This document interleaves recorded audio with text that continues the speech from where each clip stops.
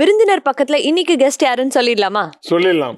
ஆண்களுக்கு ஏற்படும் பிரச்சனைகள் குறித்த நமது கேள்விகளுக்கும் சந்தேகங்களுக்கும் பதிலளிக்க வருகிறார் இத்துறையில் அனுபவம் வாய்ந்த சிறுநீரகவியல் மற்றும் ஆடவர் நல மருத்துவர் திரு கார்த்திகேயன் அவர்கள்.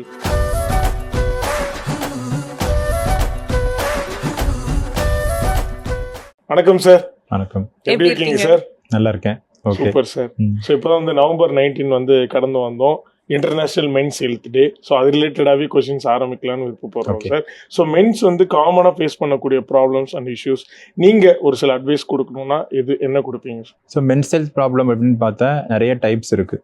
ஸோ ஜென்ரல் ஹெல்த் ரிலேட்டட் ப்ராப்ளம்ஸாகவும் இருக்கலாம், இல்லை ஸ்பெசிஃபிக் ப்ராப்ளம்ஸாகவும் இருக்கலாம்.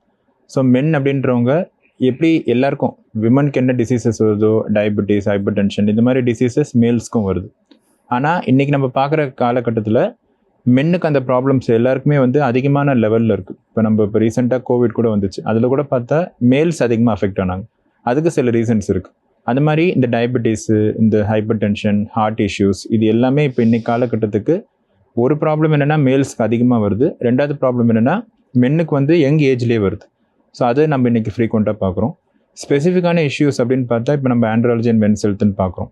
அதில் வந்து இன்ஃபர்டிலிட்டி, அப்புறம் இன்டிமசி இஷ்யூஸ், எரெக்டைல் டிஸ்ஃபங்க்ஷன், இந்த மாதிரி ப்ராப்ளம்ஸு, டெஸ்டோஸ்டெரான் டெஃபிஷியன்சி, இந்த மாதிரி எல்லாமே வந்து மென்ஸ் ஹெல்த் இஷ்யூஸாக இப்போ பார்க்குறோம். இந்த ஒரு டேல வந்து நீங்கள் வந்து ஒரு குறிப்பிட்ட அட்வைஸ் கொடுக்கணும். ஆல் யுவர் பேஷண்ட்ஸாக இருக்கலாம், இல்லை பார்க்குற நேர்களாக இருக்கலாம், டு மென்ஸ் ஹெல்த். ஸோ என்னென்ன அட்வைசஸ், இது பேசிக்காக இந்த அட்வைஸ் ஃபாலோ பண்ணால் you will lead a healthy லைஃப்ன்ற மாதிரினா என்ன சொல்லுங்கள்? ஸ்பெசிஃபிக்காக பார்த்தா மென்ஸ் ஹெல்த் டே அப்படின்றது எதுக்காக வச்சுருக்கோம் அப்படின்னா, மென் வந்து இந்த மாதிரி ஒரு விஷயம் நமக்கு இருக்குது, நம்மளும் வந்து நம்மளை டேக் கேர் பண்ணிக்கணும் அப்படின்றது அவேர்னஸ் கொடுக்கறதுக்காக தான் நம்ம மெயினாக இந்த டேவே கடைப்பிடிக்கிறோம். எப்படி ஜூன் மந்த் ஃபுல் மந்த்தே மென்ஸ் ஹெல்த் மந்த்தை நம்ம செலிப்ரேட் பண்ணுறோம், அதே மாதிரி இந்த நவம்பர் 19 வந்து நம்ம இன்டர்நேஷனல் மென்ஸ் ஹெல்த் டேவை செலிப்ரேட் பண்ணுறோம்.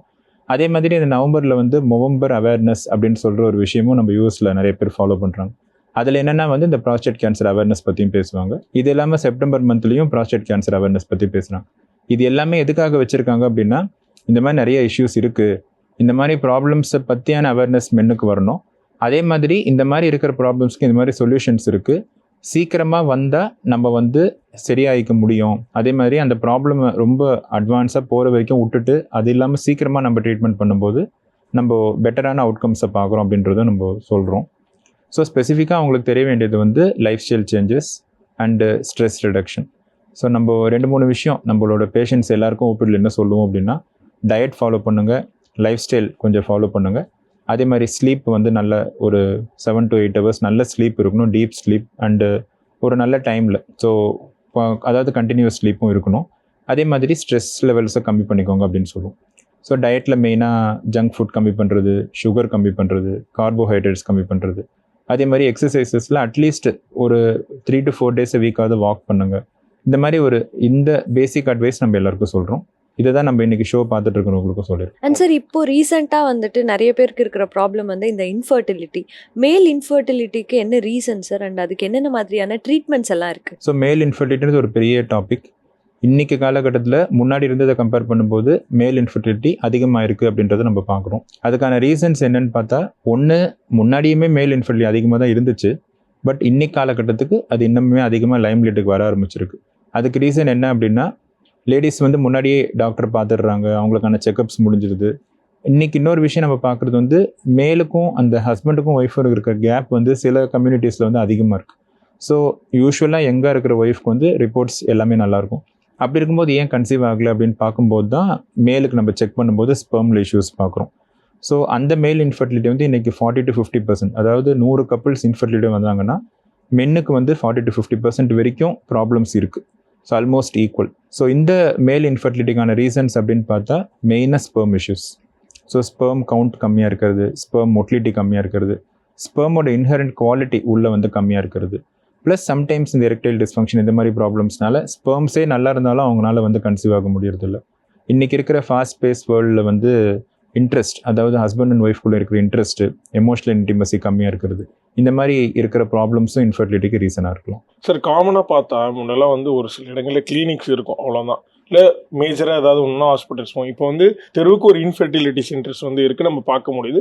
அது நிறைய பேர் ஒரு காமன் டிபேட்டாக வைக்கிறாங்க, முன்னே நம்ம இது மாதிரி பார்த்தது கூட இல்லைன்னு சொல்லி.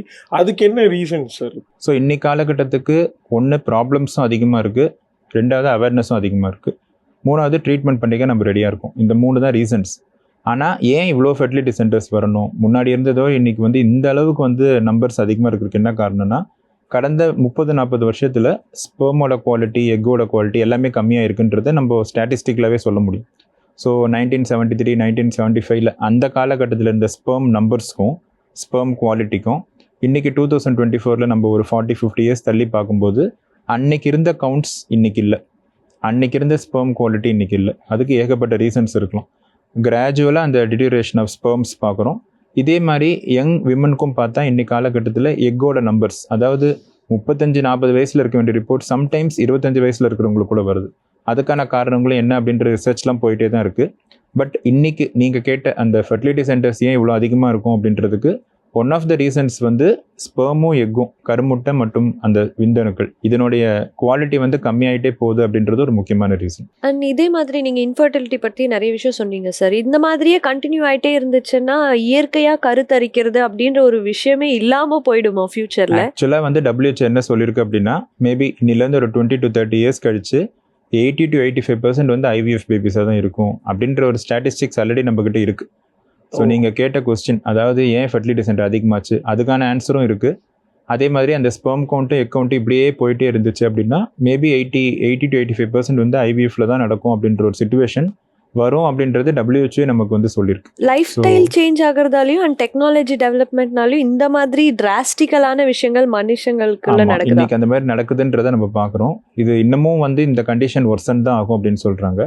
அதே மாதிரி இன்னைக்கு காலகட்டத்துக்கு நம்ம பார்க்கும்போது இந்த எத்தனை, அதாவது வந்து ரீப்ளேஸ்மெண்ட் லெவல்ஸ் அப்படின்னு சொல்லுவோம், இவ்வளோ பேருக்கு இவ்வளோ பேபிஸ் வந்து ஃபார்ம் ஆகணும் அப்படின்ற ஒரு நம்பரில் நம்மளோட ரீப்ளேஸ்மெண்ட் லெவல்ஸே வந்து இன்றைக்கி கம்மியாக தான் இருக்குது. அதாவது அந்த நம்பரில் இருந்தால் தான் பாப்புலேஷனை சஸ்டெயின் பண்ண முடியும். பட் இன்றைக்கி நம்ம பார்க்குற நம்பர்ஸ் வந்து பாப்புலேஷனை சஸ்டெயின் பண்ணுற நம்பர்ஸை விடவும் கம்மியாக இருக்குது. சில ஸ்டேட்ஸில் சில கண்ட்ரீஸில் பார்த்தா அவங்களுக்கு அந்த நம்பர் வந்து ஒன்றுக்கும் கீழே இருக்குது அப்படின்னு சொல்கிறாங்க. ஸோ இந்த மாதிரி ஒரு சிச்சுவேஷனை நோக்கி நம்ம போயிட்டு தான் இருக்கோம்.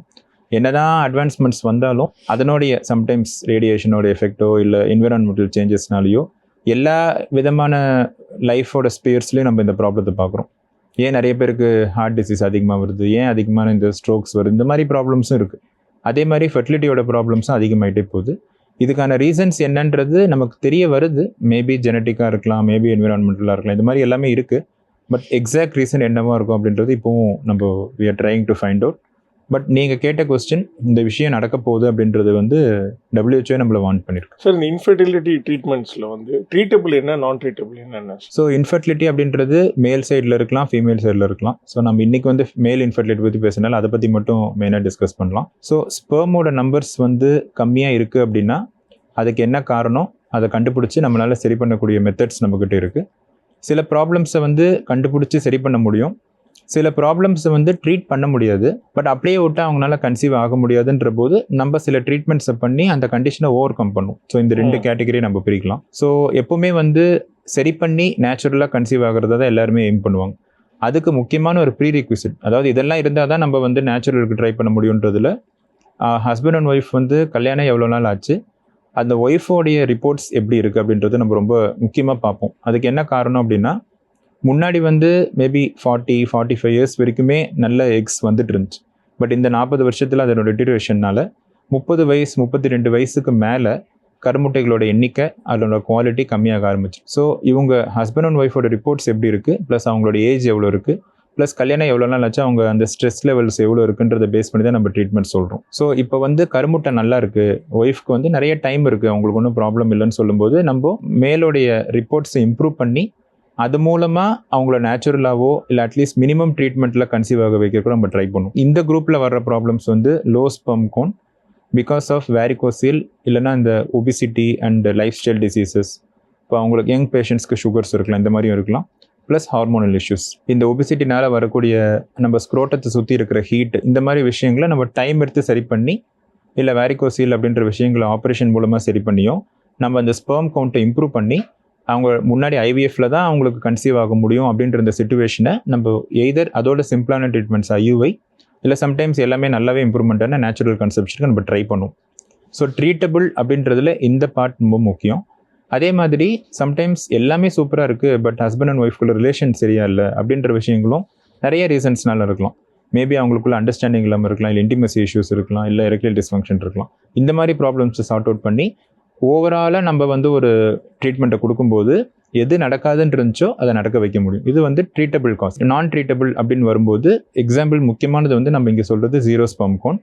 ரெண்டாவது வந்து ஒரு கரெக்ட் பண்ண முடியாத ஒரு லோ ஸ்பெர்ம் கவுண்ட். ஸோ ரொம்ப சில பேருக்கு ஸ்பெர்ம் கவுண்ட்ஸ் கம்மியாக இருக்கும், அவங்களுக்கு ஆல்ரெடி டெஸ்டிஸ் டேமேஜ் ஆகிருக்கும், டெஸ்டிகுலர் ஃபெயிலியர்னு சொல்லுவோம். அந்த மாதிரி இருக்கிறது வந்து நம்ம என்னதான் மெடிசன்ஸ் கொடுத்தாலும் எவ்வளோ தான் ட்ரீட்மெண்ட் பண்ணாலும் 100% அவங்கள நார்மல் நம்பர்ஸ்க்கு கொண்டு வர முடியாது. ஏன்னா இந்த 30-40 இயர்ஸில் நம்ம பேசணும் இல்லையா, ஸ்பெர்ம் கவுண்ட்ஸ் டிட்டீரியரேட் ஆகிட்டே போகுதுன்ட்டு. அதுக்கு one of the main reasons வந்து ஜெனட்டிக் ஃபேக்டர்ஸ். அதை வந்து நம்மளால் போயிட்டு க்யூர் பண்ண முடியாது. ஸோ அவங்கள நம்ம ஐவிஎஃப் முறையில் நீங்கள் ட்ரீட்மெண்ட் எடுத்துக்கோங்கன்னு சொல்கிறோம். அதே மாதிரி 0 ஸ்பெர்ம் கவுண்ட், ஏசோஸ்பெர்மியா, அது ஒன் ஆஃப் த இம்பார்ட்டன்ட் நாங்கள் பார்க்குற முக்கியமான ப்ராப்ளம்ஸ். அவங்களுக்கு ஸ்பெர்ம் ரெட்ரீவல் அப்படின்ற ஆப்ஷன் மூலமாக அவங்கள வந்து நம்ம இந்த ட்ரீட்மெண்ட் பண்ணிக்கோங்க, உங்களுக்கு இந்த ஸ்பெர்ம்ஸ் இந்த மெத்தடில் எடுத்து அதை வச்சு ஐவிஎஃப் பண்ணி நம்மளால் சக்ஸஸ் கொடுக்க முடியும். இது நான் ட்ரீட்டபிள். பட் இவங்களை அப்படியே விட்டு அவங்க கன்சீவே ஆகிருக்க மாட்டாங்க. அவங்களுக்கு இந்த ட்ரீட்மெண்ட்ஸை கொடுத்து நம்ம அவங்கள கன்சீவ் ஆக வைக்கிறோம். ஸோ இந்த 2 கேட்டகரியை நம்ம பிரிக்க முடியும். அண்ட் சார், இன்னொரு விஷயம், லைக் ஸ்ட்ரெஸ் அப்படின்றது இப்போ டே டு டே லைஃப்ல ரொம்ப காமனாக எல்லாருக்கும் இருக்குது. இது வந்துட்டு ஒரு தம்பதியோட செக்ஷுவல் லைஃப்ல வந்து எப்படி சார் பாதிப்புன்றீங்க? ஸ்டார்டிங் வந்து ஸ்ட்ரெஸ்ஸோட ரீசன் என்னன்றதை நம்ம பார்க்கணும். சில பேர் வந்து ஜாப் ஸ்ட்ரெஸ் இருக்கும், சில பேருக்கு அந்த ஃபைனான்ஷியல் ஸ்ட்ரெஸ் இருக்கும். பட் இவங்க ஹஸ்பண்ட் அண்ட் ஒய்ஃப்குள்ளேயே சம்டைம்ஸ் ஸ்ட்ரெஸ் இருக்கும். அதுக்கு நிறைய ரீசன்ஸ் இருக்கலாம். ஸோ இங்கே ஆரம்பிக்கிற ஸ்ட்ரெஸ்ஸு மேபி இது ஒன் ஆஃப் த ரீசன்ஸு. ஸ்ட்ரெஸ்னால் வந்து அதர் மெடிக்கல் ப்ராப்ளம்ஸ், அதனால் அவங்களால வந்து மேலோடைய ஆங்ஸைட்டி லெவல்ஸ் இந்த மாதிரி விஷயங்கள் அதிகமாகிறதுனாலையும் இவங்க 2 பேரும் மீட்டே பண்ணிக்காத சில சுச்சுவேஷன்ஸ் இருக்குது. இந்த மாதிரிலாம் இருக்கிறதுனால அவங்களுக்குள்ள இன்ட்ரெஸ்ட் அண்ட் இன்டிமசி இஷ்யூஸ் வருது. இதனாலேயே சம்டைம்ஸ் வந்து ஓவர் பீரியட் அவங்க ஒரு 4-5 இயர்ஸ் என்ன நடந்துச்சுன்னே தெரியாது மேரேஜ் ஆகி. அந்த டைம் முடிச்சுட்டு அவங்க இதுக்காக அப்படின்னு ட்ரை பண்ண வரும்போது அவங்களால அந்த பர்ஃபார்மன்ஸ் பண்ண முடியாமல் இருக்க வாய்ப்பு இருக்குது. அப்படி இருக்கும்போது தான் அவங்களுக்கு இன்னும் கொஞ்சம் பயம் வந்துடும், என்ன நடந்துச்சுன்னே தெரியலையே, ஏன் இவ்வளோ நாளாக நமக்கு இதை வந்து இவ்வளோ நாள் ஓகேவாக இருந்துச்சு, இப்போ நமக்கு தேவைன்ற போது நம்மளால் பர்ஃபார்ம் இந்த மாதிரி இஷ்யூஸும் வருது. இந்த பர்டிகுலர் ரீசன்ஸ்னாலேயே இன்றைக்கி நம்ம வந்து ஸ்ட்ரெஸ் லெவல்ஸ் அதிகமாக இருக்கிறதுனால ப்ரொலாக்டின் போல் ஹார்மோன் லெவல்ஸும் அதிகமாகுது. இதனாலையும் நமக்கு எரெக்ஷன்ஸ் வந்து பாதிக்குது. ஸோ இந்த இவ்வளோ ரீசன்ஸ் இருக்குது நமக்கு ஸ்ட்ரெஸ்னால ப்ராப்ளம் வர்றதுக்கு. ப்ளஸ் ஸ்ட்ரெஸ்னால ஸ்பெர்ம் கவுண்ட்ஸ் அஃபெக்ட் ஆகும் அப்படின்றதையும் பார்க்குறோம். ஸோ எல்லாம் சேர்ந்து வரும்போது அந்த சிச்சுவேஷனில் வந்து இதனுடைய ஸ்ட்ரெஸ் இன்னும் அதிகமாகிடுச்சு. ஸோ மீதி ஸ்ட்ரெஸ்ஸை தாண்டி இது வேறு ஒரு எக்ஸ்ட்ரா ஸ்ட்ரெஸ் வரும்போது ஓவராலாக அவங்களுக்கு வந்து ஒட்டுமொத்தமாக என்ன பண்ணுறது அப்படின்னு தெரியாத அளவுக்கு ஒரு சூழ்நிலைக்கு அவங்க வராங்க. அதே மாதிரி வந்து ஸ்பெர்ம் ரெட்ரீவல் ட்ரீட்மெண்ட் அப்படின்னா என்ன? எல்லாருக்குமே வந்து செமன்ல ஸ்பெர்ம்ஸ் வரணும். ஸோ அந்த செமனில் சப்போஸ் ஸ்பெர்ம்ஸ் வரலை, இல்லை அந்த செமனில் ஸ்பெர்ம் வர்றதுக்கான வழியில் பிளாக் இருக்குது அப்படின்ற போது நம்ம வந்து ஸ்பெர்ம் ரெட்ரீவலுக்கு போகும். ஸோ இந்த 0 ஸ்பெர்ம் கவுண்ட் அப்படின்னு நம்ம சொல்கிறதுல 2 மெயின் கேட்டகரியை நம்ம பிரிப்போம். ஒன்று வந்து டெஸ்டிஸில் ஸ்பெர்ம் உற்பத்தி கம்மியாக இருக்குது, அதனால் ஸ்பெர்ம்ஸ் வெளியில் வர முடியல. ஸோ அங்கே வழியெலாம் நல்லா தான் இருக்குது. ஸோ அவங்களுக்கு இனஃப் நம்பர்ஸ் உள்ளே ப்ரொடியூஸ் ஆகல, அதனால் வெளியில் வரல. அதை வந்து நம்ம டெஸ்டிஸ்லேருந்து ஸ்பெர்ம் ரெட்ரீவ் பண்ணி எடுப்போம். சில பேருக்கு உள்ளே ஓகேவாக தான் இருக்கும், அதை நம்ம டெஸ்ட்டில் கண்டுபிடிப்போம். ஆனால் உள்ளே இருக்கிற ஸ்பெர்ம் வெளில வரைக்கும் அந்த பாதையில் வந்து பிளாக் இருக்கலாம். ஸோ இந்த 2 கேட்டகரி ஆஃப் பேஷண்ட்ஸ்க்குமே நம்ம வந்து ஸ்பெர்ம் ரெட்ரீவல் அப்படின்ற ஆப்ரேஷன் பண்ணி அந்த டெஸ்டிஸ்லேருந்து ஸ்பெர்ம்ஸ் எடுத்து அந்த மாதிரி எடுக்கிற ஸ்பெர்ம்ஸ் வச்சு ஐவிஎஃப் தான் பண்ண முடியும். ஐவிஎஃப்லேயும் ICSI அப்படின்ற மெத்தட் இருக்குது. ஸ்பெர்ம் எடுத்து டைரெக்டாக கருமுட்டைக்குள்ளே இன்ஜெக்ட் பண்ணுறது. ஸோ அந்த மெத்தட் மூலமாக நம்மளால் பேபி ஃபார்ம் பண்ண முடியும். இந்த ஸ்பெர்ம் ரெட்ரீவல் ஆப்ரேஷன் அப்படின்றது யூஸ்வலாக வந்து ஒரு அட்வான்ஸ்டு ப்ரொசீஜர். அந்த ப்ரொசீஜரை பண்ணும்போது நம்மளால் வந்து உள்ளே இருக்கிற ஸ்பெர்ம்ஸை வெளியில் எடுத்து ட்ரீட்மெண்ட் பண்ண முடியும். ஸோ இந்த மாதிரி ட்ரீட்மெண்ட் பண்ணுறதுல வந்து சக்ஸஸ் ரேட் எப்படி இருக்கும் டாக்டர்? நம்ம ஒரு பேஷண்ட்டுக்கு டெஸ்டிஸோடைய வழியில் பிளாக் இருக்குது அப்படின்ற போது அந்த ஸ்பெர்ம்ஸ் வந்து suppose to be good sperms, அதாவது ஒரு அளவுக்கு நார்மலாகவே இருக்கும். அவங்களுக்கு சக்ஸஸ் ரேட் ரொம்பவே நல்லாயிருக்கும். இப்போது ஒரு 70-80% கூட நம்ம சொல்லலாம். உங்களுக்கு சக்ஸஸ் ரேட் வந்து இந்த IVF சைக்கிளில் இவ்வளோ நிறையாவே இருக்கும் அப்படின்னு சொல்லுவோம். அதுக்கு என்ன காரணம்னா பேசிக்காக அவங்க ஸ்பெர்ம்ஸ் நல்லா இருக்குது, பட் அது வர்ற வழி நல்லா இல்லை, இல்லைன்னா வர்ற வழி சம்டைம்ஸ் கன்ஜினிட்டல் ப்ராப்ளம்ஸ், அதாவது பிறவிலேருந்தே அந்த வழி வந்து உருவாகாமல் இருந்திருக்கும். அப்படி இருக்கிறவங்களுக்கு by rule most of the பேஷண்ட்ஸ்க்கு வந்து உள்ள ஸ்பெர்ம்ஸ் நல்லாயிருக்கும். அந்த ஸ்பெர்முடைய குவாலிட்டி நல்லாயிருக்கும், அதனால் அந்த ஸ்பெர்முடைய அவுட்கம், அதாவது ப்ரெக்னென்சி ரேட்ஸும் நல்லாயிருக்கும். இதுவே நம்ம இன்னொரு கேட்டகரி சொன்னோம், ஸ்பெர்முடைய உற்பத்தி கம்மியாக இருக்குது, அதனால் அந்த ஸ்பெர்ம்ஸ் வெளியில் வரல. அந்த மாதிரி இருக்கிறதுல பேசிக்காகவே அங்கே ஏதோ ஒரு டிஃபெக்ட்னால தான் இந்த ப்ராப்ளம் நடந்துச்சு. ஸோ அந்த ப்ராப்ளமில் இருக்கிற ஸ்பெர்மோட குவாலிட்டி கொஞ்சம் கம்மியாக தான் இருக்கும். ஸோ அதாவது பிளாக் இருக்கிறவங்களை கம்பேர் பண்ணும்போது இந்த ஸ்பெர்ம் உற்பத்தி கம்மியாக இருக்கிறவங்களோட அவுட்கம்ஸ் வந்து கொஞ்சம் கம்மியாக தான் இருக்கும். பட் சக்ஸஸ் ரேட் அப்படின்றது நம்ம அட்லீஸ்ட் 3ல் 2 பேருக்கு சக்ஸஸ் ஆகும் அப்படின்னு நம்ம சொல்லலாம். அதே மாதிரி ஸ்பெர்ம் ஆப்ரேஷன், அதாவது ஸ்பெர்ம் ரெட்ரீவல் சர்ஜரிக்கு நம்ம போகும்போது அதே மாதிரி அட்லீஸ்ட் ஒரு 100 பேரில் வந்து ஒரு 50லேருந்து 60 பேருக்கு நம்மளால் ஸ்பெர்ம்ஸை சக்ஸஸ்ஃபுல்லாக ரிட்ரீவ் பண்ண முடியும். பட் 30 to 40% ரிட்ரீவ் பண்ண முடியாமையும் போகலாம். இவங்க இந்த ட்ரீட்மெண்ட்குள்ளேயே வரலன்னா அவங்களோட ஸ்பெர்ம்ஸில் என்றைக்குமே அவங்களுக்கு பேபி ஃபார்ம் இருக்காது. ஸோ இந்த ட்ரையல் அந்த ட்ரீட்மெண்ட்டில் வந்து நம்மளால் பெட்டரான ஒரு ரிசல்ட் அவங்களுக்கு கொடுக்க முடியுது. சப்போஸ் இது ஃபெயில் ஆச்சுன்னா என்ன ஆப்ஷன்ஸ்ன்றது அப்புறமா நம்ம கப்பிள்ஸ் கிட்ட டிஸ்கஸ் பண்ணுவோம். இப்போ வந்து காமனாக சொல்லுவாங்க ஒரு பெண்களுக்கு வந்து ஒரு 30+ ஏஜ் ஆகுதுன்னா வந்து ப்ரெக்னென்சியில் ஹை ரிஸ்க் இருக்குன்னு சொல்லி.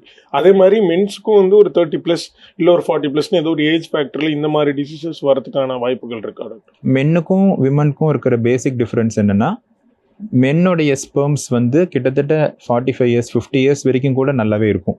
50, 55, 60 கூட நம்ம ஸ்பெர்ம்ஸ் நல்ல ரிப்போர்ட்ஸோட வர்றவங்கள பார்க்குறோம். பட் விமனுக்கு வந்து மெனோபாஸ் அப்படின்றது ஒரு 40 to 45 years நடக்குதுன்றது நமக்கு எல்லாருக்குமே தெரியும்.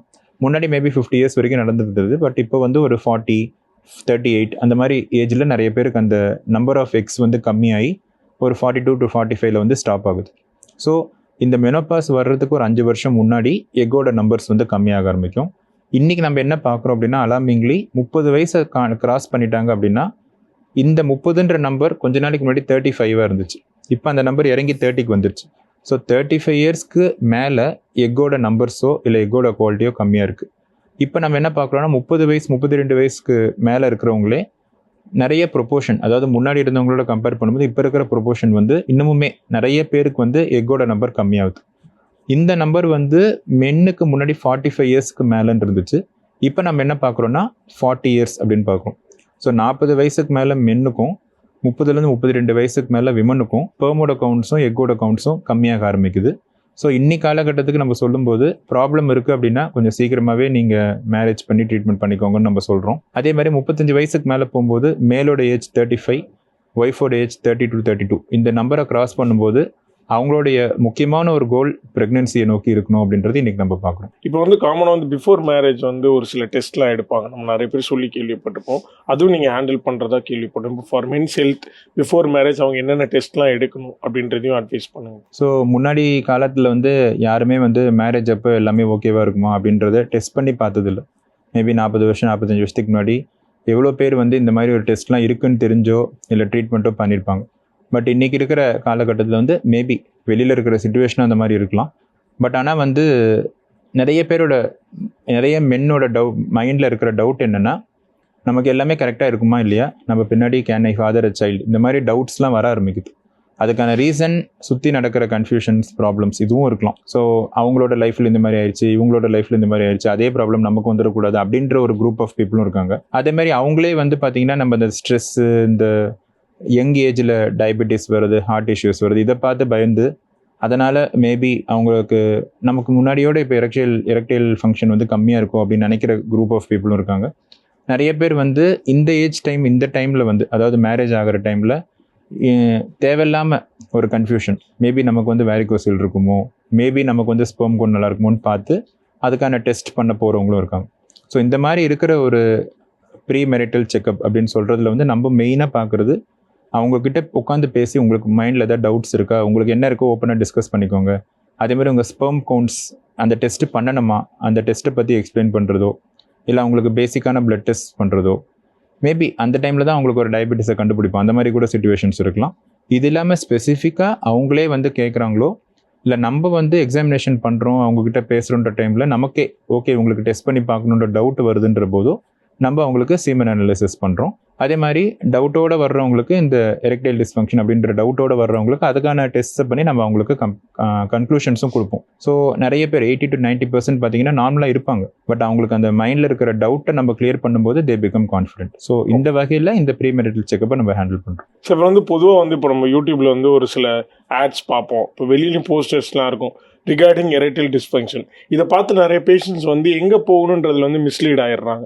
ஸோ அவங்களுக்கு ப்ராப்பராக இதுதான் ட்ரீட்மெண்ட், இந்த ஸ்டேஜஸில் நீங்கள் முன்னாடியே வந்துட்டால் பெட்டராக இருக்கும்னா என்னென்ன அட்வைசஸ் பண்ணுவீங்க? ஆக்சுவலாக வந்து இந்த டேர்மை பார்க்கும்போதும் அவங்களோட மைண்டில் டவுட் வரும்போதும் அதுவே ஒரு ப்ராப்ளம் ஆயிடுது. ஸோ நமக்கு அது வரைக்கும் அவங்க அதை பற்றி நினைக்கலனா கூட அந்த டவுட் அவங்க மனசுக்குள்ளே வந்துடும். ஸ்பெசிஃபிக்லி மேரேஜ் ஆனவங்களோ இல்லை மேரேஜ் ஆக போகுதுன்றவங்களோ இந்த டவுட்டோடு வருவாங்க. ஸோ இந்த மாதிரி வர்றவங்களுக்கு வந்து அகெயின் நம்ம பார்க்குற பேஷண்ட்ஸில் நிறைய பேருக்கு ப்ராப்ளம் எதுவும் இருக்காது. ஸோ இந்த மாதிரி வர்றவங்கள நம்ம எப்படி கைட் பண்ணுறோம் அப்படின்னா, அவங்களோட பேசிக் ஹிஸ்ட்ரி, ஸோ நீங்கள் என்ன ஃபீல் பண்ணுறீங்க அப்படின்றத கேட்போம். அதே மாதிரி உங்களோட எரெக்ஷன்ஸ் பற்றி நீங்கள் என்ன ஃபீல் பண்ணுறீங்க, உங்களுக்கு முன்னாடி கம்மியாக இருக்குன்னு நினைக்கிறீங்களா, ஏர்லி மார்னிங் எரெக்ஷன்ஸ் இருக்கா, இந்த மாதிரி கொஸ்டின்ஸும் கேட்போம். இதில் நம்ம கேட்கும்போது நமக்கு ஒரு ஐடியா கிடைக்கும்.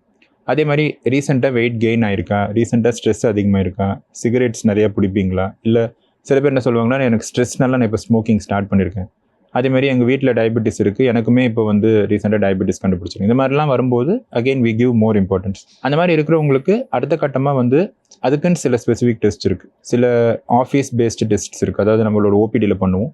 சில ஸ்கேன் பேஸ்டு டெஸ்ட்ஸ் இருக்குது, அதை வந்து நம்ம ஸ்பெஷலாக தேவைப்படுறவங்களுக்கு ரேடியாலஜி அந்த ஸ்கேன் சென்டருக்கு அமுச்சு பண்ணுவோம். இந்த ரிப்போர்ட்ஸ் மூலமாக நமக்கு வந்து இவங்களோட பெனியல் பிளட் ஃப்ளோ எப்படி இருக்குன்னு தெரியும். அதை பேஸ் பண்ணி அவங்களுக்கு என்ன ட்ரீட்மெண்ட்டு, அதே மாதிரி சைக்காலஜிஸ்ட் இல்லை ஆண்ட்ராலஜி கவுன்சிலர் இந்த மாதிரி இருக்கிறவங்கள வச்சு அவங்களுடைய மைண்டில் இருக்கிற ப்ரெஷரை நம்ம கம்மி பண்ணி அவங்கள இன்ஹெரண்ட்டாக அவங்களோட எல்லாமே இம்ப்ரூவ்மெண்ட் ஆட்டோமேட்டிக்காக நடக்கிற மாதிரி நம்மளால் பண்ண முடியும்.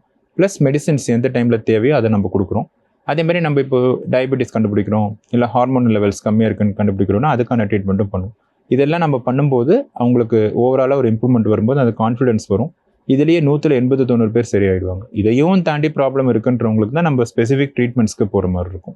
அண்ட் டயபெட்டிஸ்க்கும் இதுக்கும் என்ன கனெக்ஷன் இருக்குது சார்? ஸோ நீங்கள் சொன்ன மாதிரி இன்டர்நேஷனல் மென்ஸ் ஹெல்த் டே முடிஞ்சிச்சு, அதே மாதிரி டயபெட்டிஸ் டேவும் முடிஞ்சிச்சு November 14th அன்னைக்கு.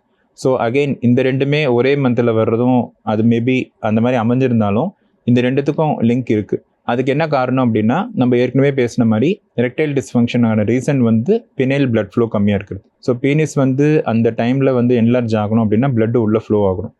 அந்த பிளட் ஃப்ளோ ஆகிறதுக்கு பிளட் வெசல் நல்லா இருக்கணும். ஸோ சுகர் பேஷண்ட்ஸ்க்கு என்ன நடக்கும் அப்படின்னா அந்த ரத்த குழாயோட உள்ளே இருக்கிற ஃபேட் டெபாசிஷன் அதிகங்கிறதுனாலையும், அதே மாதிரி இந்த ரத்த ஓட்டம் வர்றதுக்கு நர்வ்ஸ் நல்லா இருந்தால் தான் அந்த பிளட் ஃப்ளோ வந்து நடக்கும். ஸோ அதே மாதிரி சுகர் பேஷண்ட்ஸ்க்கு நர்வ்லேயும் ப்ராப்ளம் இருக்கலாம். இதனால் வந்து பிளட் வெசலும் சின்னதாக இருக்குது, மேபி அந்த நர்வும் கரெக்டாக வேலை செய்யலை. ஸோ இந்த மாதிரி இருக்கும்போதும் ப்ளஸ் சுகர் லெவல்ஸ் நம்மளோட உடம்புல ரொம்ப அதிகமாக இருக்கும்போது இந்த விஷயங்கள் எல்லாமே வந்து கொஞ்சம் மந்தமாக தான் நடக்கும். இந்த ரீசன்ஸ்னால தான் டயபெட்டிக் பேஷண்ட்ஸ்க்கு இந்த எரெக்டைல் டிஸ்ஃபங்க்ஷன் காமனாக இருக்குது. நிறைய பேருக்கு எரெக்டைல் டிஸ்ஃபங்க்ஷன் வந்திருக்கும், அவங்களுக்கு செக் பண்ணும்போது டயபெட்டிஸை கண்டுபிடிப்போம். ஸோ இது ரெண்டுமே வந்து ரொம்ப இன்டர்லிங்க்டு மாதிரி.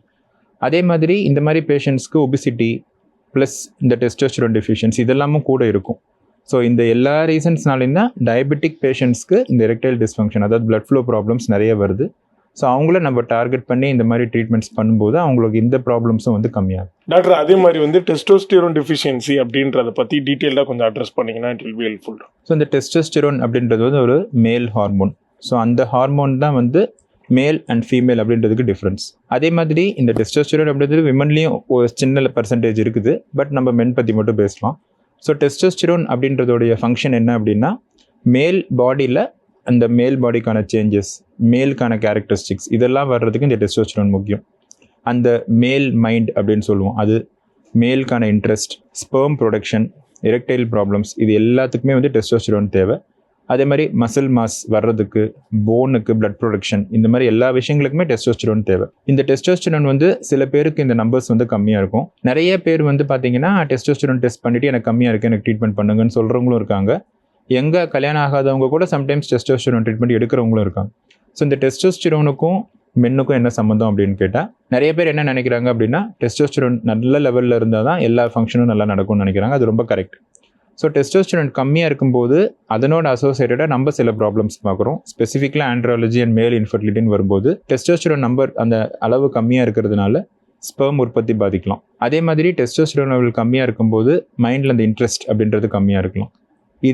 இதனோட கண்டினியூவேஷனாக வந்து டெஸ்டோஸ்டெரான் ரொம்ப கம்மியாக இருக்குது. யூஸ்வலாக அந்த நம்பர் 300 இருக்கணும் அப்படின்னா 100, 150, 120 இருக்கிறவங்களுக்கு பார்த்தீங்கன்னா அந்த பிளட் ஃப்ளோவும் கம்மியாக இருக்கலாம். ஸோ இந்த 3 பாயிண்ட்ஸ் நம்ம பார்க்குறோம். அதே மாதிரி இந்த டெஸ்டோஸ்டெரான் டெஃபிஷியன்சினால சில டைம் பார்த்தீங்கன்னா ஒரு விதமான ஒரு லெத்தார்ஜி, ஒரு மாதிரி வீக்காக ஃபீல் பண்ணுறது, ஒரு மாதிரி டயர்டாக ஃபீல் பண்ணுறது, இந்த மாதிரி ப்ராப்ளம்ஸும் ஒரு 50-55 வயசில் வர்றவங்களுக்கு நம்ம பார்க்குறோம். ஸோ டெஸ்டோஸ்டெரான் அப்படின்றது இத்தனை ப்ராப்ளம்ஸை காஸ் பண்ண முடியும். ஸோ இதை நம்ம வந்து டீட்டெயிலாக அசஸ் பண்ணும்போது திருப்பியும் நம்ம இந்த ஃபீல்டு அதாவது ஆண்ட்ராலஜின்ற சப்ஜெக்டில் எப்போவுமே ஒரு பிளட் டெஸ்ட்டோ இல்லை ஒரு ஸ்பெர்ம் ரிப்போர்ட்டோ அந்த மாதிரி அந்த ரிப்போர்ட்டை மட்டும் வச்சு ட்ரீட் பண்ணுறதில்ல. ஓவராலாக அவங்களுடைய உங்களுக்கு என்ன சிம்டம் இருக்குது, எக்ஸாமினேஷனில் என்ன ப்ராப்ளம்ஸ் இருக்குது, ப்ளஸ் ரிப்போர்ட்ஸ் எல்லாத்தையும் சேர்த்து தான் நம்ம ட்ரீட்மெண்ட் பண்ணுறோம். இந்த பாயிண்ட் டெஸ்டோஸ்டெரானுக்கு ரொம்ப முக்கியம். ஜஸ்ட் அந்த நம்பர் கம்மியாக இருக்குன்றதுனால உடனே ட்ரீட்மெண்ட் பண்ணணும்னு அவசியம் இல்லை. பட் அவங்களுக்கு அந்த ப்ராப்ளம்ஸ் இருக்கான்றதை பார்த்து அவங்களுக்கு அந்த ட்ரீட்மெண்ட்டை கொடுக்கும். அண்ட் சார் முன்னெல்லாம் வந்துட்டு ஒரு 60-70 இயர்ஸ்ல இருக்கிறவங்களுக்கு தான் இந்த ப்ராஸ்டேட் கேன்சர்ஸ் இதெல்லாம் வந்துட்டு வரும். இப்போ பார்த்தா 40 இயர்ஸ்ல இருக்கிறவங்களுக்கு கூட வருது. எதனால சார்? ஸோ இந்த ப்ராஸ்டேட் கேன்சர் அப்படின்றதும் பார்த்தா இன்னைக்கு நீங்கள் கேட்ட மாதிரி இப்போ அதிகமாகிட்டே வருது. ஸோ நம்ம வந்ததுலேருந்து என்ன சொல்லிட்டு இருக்கோம்னா எல்லா ப்ராப்ளமும் முன்னாடி அதிகமாயிடுச்சுன்னு சொல்லிட்டே இருக்கும்.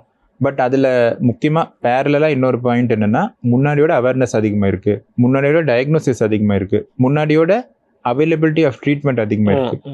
அதே மாதிரி இந்த ப்ராஸ்டேட் கேன்சர் அப்படின்றது பார்த்தீங்கன்னா முன்னாடியோட இப்போ அதிகமாக கண்டுபிடிக்கிறோன்னு வேறு சொல்லியிருக்கோம். அது எப்படி அப்படின்னு கேட்டால் இந்த PSA டெஸ்டிங் அப்படின்றது மூலமாக நம்ம கண்டுபிடிக்கிறோம். ஸோ ஒரு 10 to 20 இயர்ஸ் முன்னாடி இந்தியாவில் இருக்கிறவங்க என்ன நினச்சிட்டு இருந்தாங்கன்னா ப்ராஸ்டேட் கேன்சர் அப்படின்றது ஒரு வெஸ்டர்ன் வேர்ல்டு டிசீஸ், யூஎஸ்லேயும் யூரோப்லேயும் தான் அதிகமாக இருக்கும், இந்தியாவில் அந்த சான்சஸ் கம்மி, அதனால் நம்ம வந்து ப்ராஸ்டேட் கேன்சரை பற்றி செக் பண்ணணுன்ற அவசியமே இல்லை அப்படின்ற ஒரு திங்கிங் நமக்கு இருந்துச்சு.